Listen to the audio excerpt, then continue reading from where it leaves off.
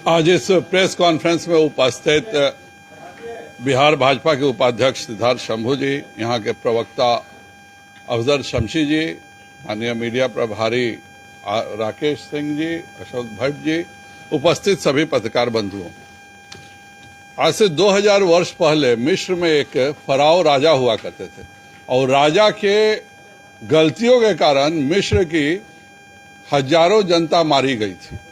और यह जो मूसा की कहानी पढ़ते हैं वही चीज आज हम बिहार में देख रहे हैं। बिहार में भी एक फराओ जैसे राजा हो गए हैं माननीय नीतीश कुमार जी, जिनके राज में अचानक लोग मर जाते हैं जिसका किसी को कारण पता नहीं चलता है। मेरे लोकसभा क्षेत्र में परसों शाम से सुदेश राम, इंद्रासन महतो, चुलाही पासवान, गोविंद ठाकुर, गणेश राम, ये सब गिद्धा का वहां एक ही गांव के लोग हैं और इन सब की मृत्यु हो जाती है। आज उसी इलाके में बुनियाद पासवान की मृत्यु होती है और यह सब कहा जाता है कि न जाने कौन सी देवीय आपदा हुई जिसके कारण यह सारी मृत्यु हुई है।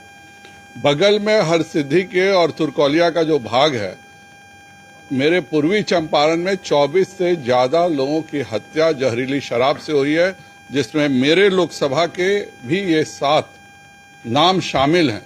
लेकिन एक यह उनको रात भर धमकी परसों रात से दिया जाता है कि तुम लोग सब लाश जलाओ, नहीं तो तुम लोगों के पूरे परिवार को जेल में बंद कर दिया जाएगा। स्थिति कितनी भयावह है कि बुनियाद पासवान की आज सुबह सुबह मौत होती है, अस्पताल में मौत होती है, उसका भी पोस्टमार्टम नहीं कराया जाता है क्योंकि उसके भी पोस्टमार्टम से यह राज खुल जाता है कि जहरीली शराब की मौतें केवल तुर्कौलिया और सिद्धि में नहीं हुई है बल्कि सुगौली के छपरा बहास में भी हुई है। यह पूरा का पूरा जहरीली शराब के तंत्र को प्रशासन का सहयोग हासिल है, वरना अगर कोई जहरीली शराब से मृत्यु हो रही है, कोई जहरीली शराब बेचता है तो उसको बचाने के लिए एक प्रशासन क्यों परेशान है। अगर यह हत्याएं हैं जहरीली शराब की तो उनको इंसाफ मिलना चाहिए था, उन जहरीली शराब के जो बेचने वाले थे उन पर कार्रवाई होना चाहिए था। लेकिन यह कहना कि ये सब अचानक एक देवीय आपदा हुई और परसों रात से सब के सब मारे गए, एक ऐसा डायरिया चलता है जो उस परिवार के न किसी महिला को होता है न उस परिवार के किसी छोटे बच्चे को होता है।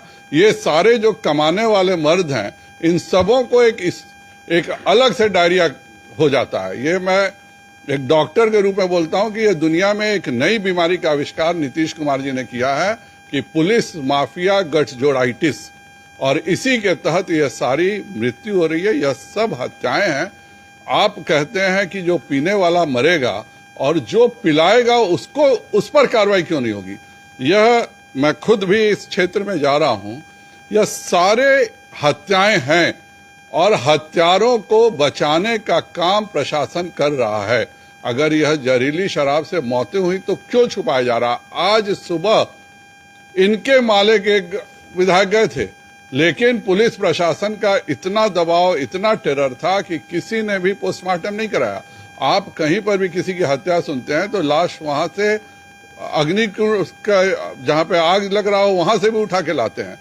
किस कारणवश आज भी सुबह अगर पोस्टमार्टम नहीं होता है, वहीं पर बिजली महतो और नारायण महतो की आंख की रोशनी चली जाती है। ये एक बच्चा भी जानता है कि मिथाइल अल्कोहल पॉइजनिंग अगर हल्का हो तो आंख जाता है, उससे ज्यादा हो तो मृत्यु हो जाती है। ये सब एक गांव की घटना है। नीतीश कुमार जी फराओ की तरह बैठ करके अपने लोगों की मृत्यु कर रहे हैं और ये सारी मौतों पर इसलिए नहीं किया जा रहा है क्योंकि ये सब अनुसूचित जाति और अति पिछड़े के लोग हैं और इनकी गिनती यह सरकार कराना उचित नहीं समझती है, इनको न्याय दिलाना उचित नहीं समझती है। मैं पुनः मानवाधिकार आयोग में जाऊंगा और फिर यही नीतीश कुमार जी का रुदाली होगा कि क्यों मानवाधिकार आ रहा है। पिछले बार भी 28 मौतों का उनका आंकड़ा था, मानवाधिकार आयोग ने माना इसको कि 72 मौतें हुई हैं।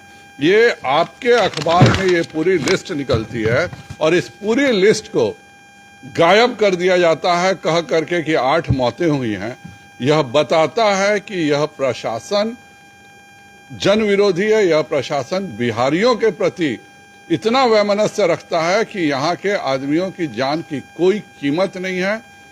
हम लोग खुद इस जगह पर जा रहे हैं और मानवाधिकार आयोग को और अनुसूचित जाति आयोग को बुला करके इन मृतकों को निश्चित तौर पर हम इंसाफ दिलाएंगे।